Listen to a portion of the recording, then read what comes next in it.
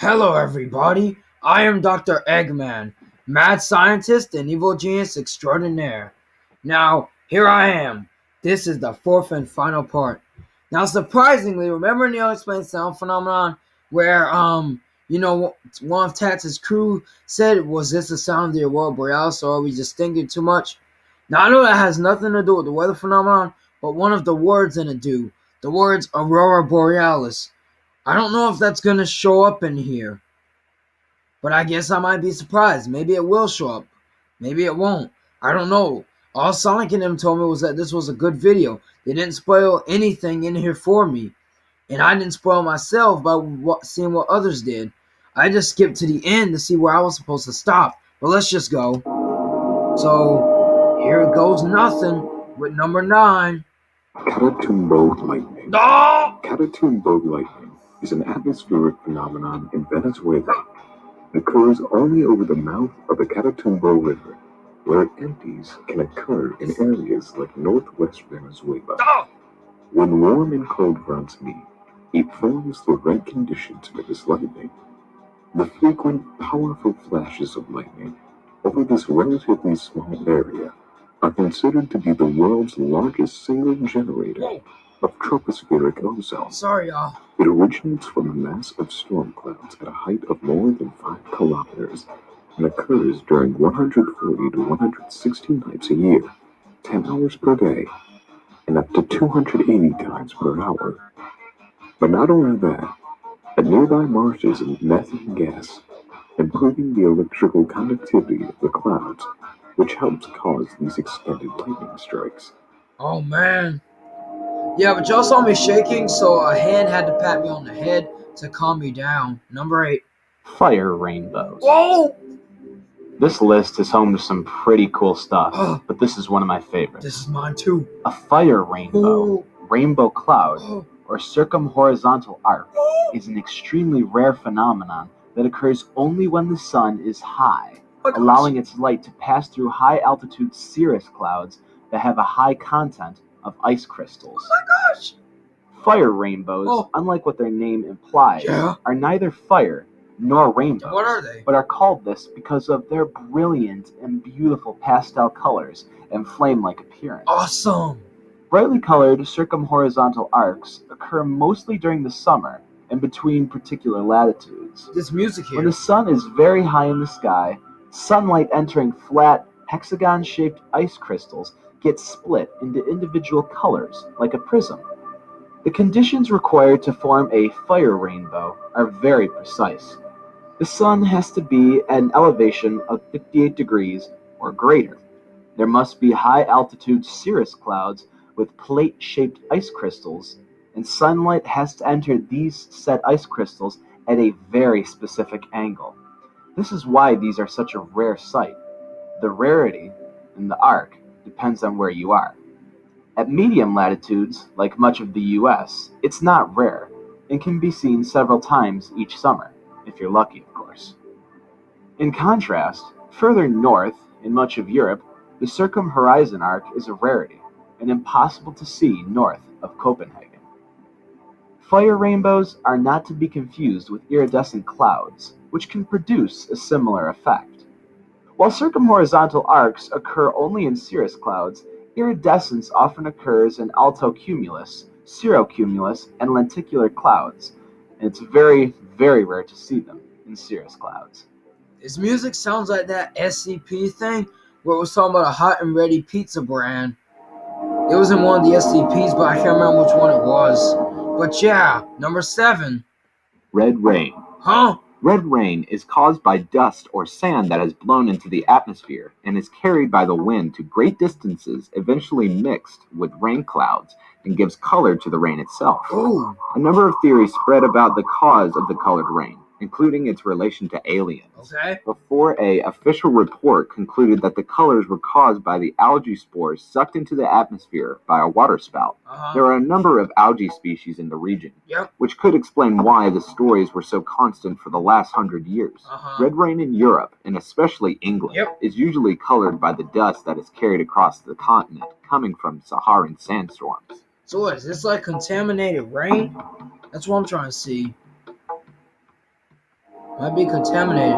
Number 6. We're almost done? Darn. 2 suns. Huh? If the sun is really close to the 2 horizon suns? and there are serious clouds in the sky, Yeah. sometimes another sun or light source can appear, thus giving the impression of another sun appearing together in the sky. Oh yeah. 2 suns are actually the color of bright points of light created by the sun that was deflected by the crystals in high clouds. 2 suns have been reported in many different parts of the world, sometimes being close together and other times far apart. As of today, scientists are still puzzled with the phenomenon, and it's still not completely clear how it's formed. Yep. There was 2 suns there. 2 suns, alright. There was one back there, and then there was another one over here. Number 5. How are we through this already? We were at 9, and now look. Firewhirl. Oh! A firewhirl, also known as a fire tornado or fire devil, is a rare phenomenon in which fire forms a tornado-like vortex of flames. Firewhirls can be spawned by other natural events, such as earthquakes and thunderstorms, and can be incredibly dangerous, in some cases spinning well out of the zone of the fire itself. Firewhirls are more closely related to dust devils and are distinct from the larger, more powerful tornadoes that develop from supercell thunderstorms. What? Firewhirls have been known to be nearly a mile high, have wind speeds of over 100 miles per hour, and to last for 20 or more minutes. Dude. Although it's rare, this type of weather is extremely dangerous. I would see how. It burnt down a house. Number 4. What is this one going to be? Another scary phenomenon? Red sprites and blue jets. No, it's not. We've talked about some pretty weird and beautiful things thus far. Alright, cool. But this is where things start to take a turn for the bizarre. Alright. Red sprites and blue jets all refer to phenomena that occur in the upper atmosphere in the regions around thunderstorms. They appear as cones, glows, and discharges. Cool. They were only discovered in the last century because of their placement and extremely brief lifespan. What do you mean? Red sprites are massive but weak luminous flashes that appear directly above an active thunderstorm system, and are coincident with cloud-to-ground or intra-cloud lightning strokes. They're normally colored a reddish-orange, with hanging tendrils below and arcing branches above. They can also be preceded by a reddish halo. Sprites rarely appear singly, usually occurring in clusters of 2, 3, or more. Blue jets are a second high-altitude optical phenomenon. Distinct from sprites, observed above thunderstorms using low-light television systems. As their name implies, blue jets are optical ejections from the top of the electrically active core regions of thunderstorms. From what we know, red sprites and blue jets are an integral feature of every thunderstorm system of moderate size or larger in the terrestrial system, and may be an essential element of the Earth's electrical circuit. Furthermore, it seems likely that they have been a part of thunderstorms dating back millions of years. It also seems possible that red sprites and blue jets occur with the lightning on other planets, such as Jupiter and Venus. Jupiter and Venus, what do you know? Alright. Number 3. We're coming up on the horizon. What is this one? Earthquake lights. Dude. Earthquake lights are unusual luminous atmospheric phenomena. They are usually reportedly in areas of high seismic activity or volcanic eruptions. They were believed to be myths until they were photographed in 1965 during an earthquake in Japan. Since then, many mysterious lights have been witnessed and filmed before seismic occurrences. It was then that seismologists worldwide accepted their existence as earthquake lights. Over the past few years, various theories have been proposed for how earthquake lights form, including the disruption of the Earth's magnetic fields by tectonic stress, in which quartz-bearing rocks produce voltages when compressed in a certain way. Earthquake lights seem to be most common in Italy, Greece, France, Germany, and parts of South America, though they have been observed in Japan, North America, Darn! and elsewhere. They're here. The lights can occur weeks before major earthquakes Weeks or before? during the actual shaking. Or during the They have shaking. been recorded at distances of up to 100 miles from the epicenter. Dude, weeks before the earthquake or during the shaking. Oh my gosh, man. That's everyone's nightmare, man. Everyone's nightmare. Ball lightning. Ball light. This is a very rare phenomenon that involves ball-shaped lightning Yep. that moves much slower than normal lightning. Easy to dodge. It has been reported to be as large as Never 8 mind. feet in diameter Never mind and that. can cause great damage. Bro. There are reports of ball lightning destroying whole buildings. Hold. There currently is no fully satisfactory or generally accepted scientific theory for ball lightning, Alright. mainly because it is so rare, Yeah. and when it does occur, Uh-huh. it doesn't stay around long enough to be studied. It generally has a lifetime of less than 5 seconds. At one time, ball lightning was thought to be extremely rare, Stronger? but this is because most eyewitnesses feared ridicule and wouldn't come forward. Good point. In reality, 5% of the population has seen ball lightning. Cool. Today, most researchers agree that it is real, Yeah. yet its nature is still highly controversial, Uh-huh. and no sensible theories yet exist to explain it. Right. Ball lightning has been reported as glowing orbs in the sky, Yes. which is sometimes mistaken as UFOs. Well, that was number 2 done. But number 1, maybe the Northern Lights, aka Aurora Borealis, maybe they won't show. I got my hopes up.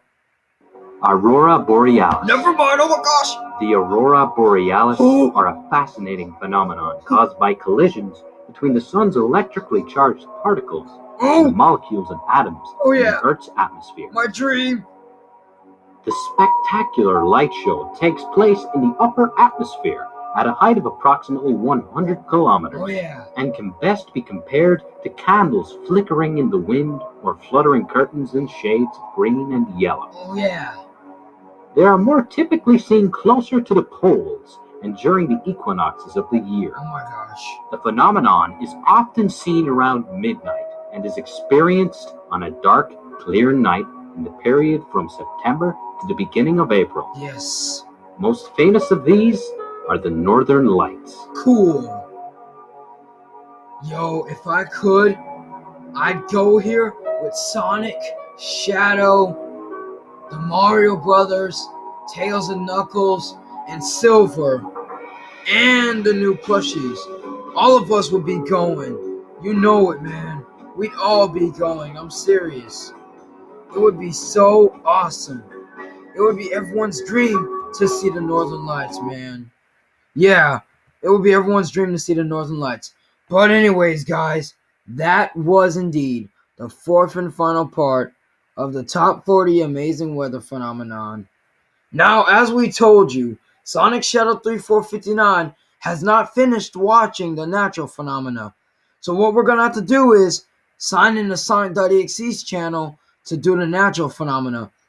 The natural phenomena reaction will still be uploaded to Sonic Shadow 3459's channel, but it's just going to be used on Sonic. It's just going to be used with Sonic.exe's account, because Sonic.exe has watched both of these parts.